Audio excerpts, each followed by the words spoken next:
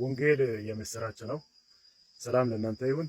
ትላንት አንድ ቪዲዮ ሰርቼ ነበርና ወንጌል ምንድነው በሚል ሐሳብ ጀምሬ ነበርና ዛሬ ደግሞ ወንጌል ስለምን ይናገራል የሚሉ አጭር ሐሳቦችን ከእናንተ ጋር አጋራለሁ ማለት ነው።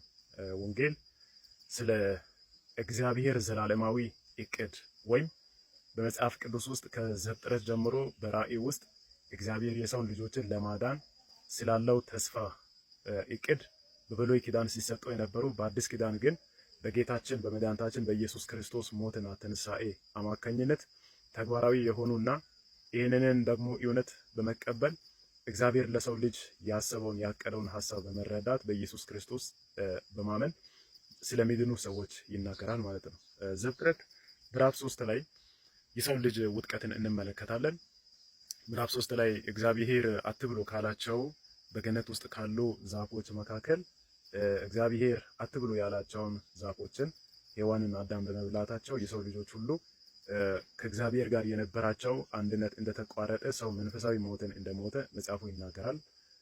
ለዚህ ደግሞ መፍትሄ አድርጎ እግዚአብሔር በብሉይ ኪዳን የተለያዩ ሕግጋትን በመስጠት ካህናትን፣ ቄሶችን በመጠቀም ሕዝቡን ከራሱ ጋር ለማገናኘት የተለያዩ መንገዶችን ሲጠቀም እንደነበረ መጽሐፍ ቅዱስ በሚገባ ያስተምረናል ማለት ነው። እንግዲህ ሁላችንም እንደምናውቀው አባታችን አብርሃምን እግዚአብሔር ከዘመዶች ከቤተሰቦች ከሕዝብ ተለይተ ለኔ ውጣ፣ እኔ ወደ ማሳይ ውጣ፣ በዛ እባርካለሁ፣ ለብዙ አሕዛብ አባት አደርጋለሁ ብሎ እግዚአብሔር አብርሃምን ሲያወጣ ለአሕዛብ ሁሉ ስል ለሕዝብ ሁሉ ለነጭም ለጥቁርም ለአይሁድም ለአሕዛብም ሁሉ ለሕዝብ ሁሉ አብርሃም አባት እንደሚሆን በአብርሃም በኩል እግዚአብሔር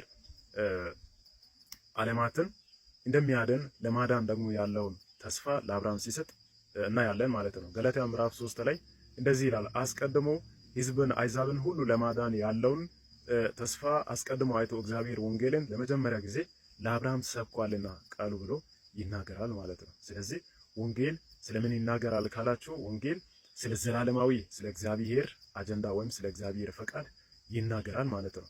ስለዚህ የወንጌል ትልቁ አንኳር መልእክት ምንድነው? ሰው በክርስቶስ ኢየሱስ በማመን ይድን ዘንድ እግዚአብሔር አስቀድሞ ያዘጋጀውን ስለ እግዚአብሔር መልካሙን ሐሳብ የሚናገር መልካም ዜና ነው ማለት ነው። ስለዚህ ስለ ደህንነት፣ ስለ ሰው ውድቀት ደግሞ ለወደቀው ለጠፋው በኃጢአት ምክንያት ከእግዚአብሔር ፊት ለጠፋው ለሰው ልጅ እግዚአብሔር በክርስቶስ ኢየሱስ በኩል ደግሞ ደህንነትን እንዳዘጋጀ በወንጌል አማካኝነት ሰው በወንጌል እውነት በማመን ከዘላለም ጥፋትና ሞት መዳን እንደሚችል ሮሜ ምዕራፍ 3 ቁጥር 23 ላይ እንደዚህ የሚል ቃል አለ።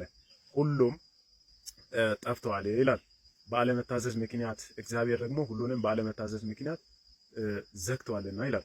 ሁሉም ኃጢአትን ሰርተዋል፣ ሁሉም ከእግዚአብሔር ፊት የጠፉ እንደሆኑ ይናገራል ማለት ነው። ነገር ግን በክርስቶስ ኢየሱስ በኩል ሁሉም ደግሞ በእግዚአብሔር ፊት ያዋን እንደሚሆኑ መጽሐፍ ቅዱስ ስለዚህ ነገር ይናገራል።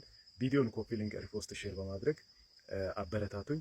ከዚህ በኋላም ደግሞ የወንጌል አንኳር መልእክቶች ደግሞ ወንጌልን ማን ማገልገል አለበት የሚሉ ሐሳቦችን እናነሳለን። በዚህ አጋጣሚ ወንጌልን ማገልገል የምትፈልጉ መሻት ያላችሁ ሰዎች በተለያዩ በውስጥም ቢሆን ጠይቁ። ሊነሱ የሚያስፈልጉ ሐሳቦችን በውስጥ መስመርም ቢሆን ጠይቁ። ኮሜንት ላይም አስቀምጡ።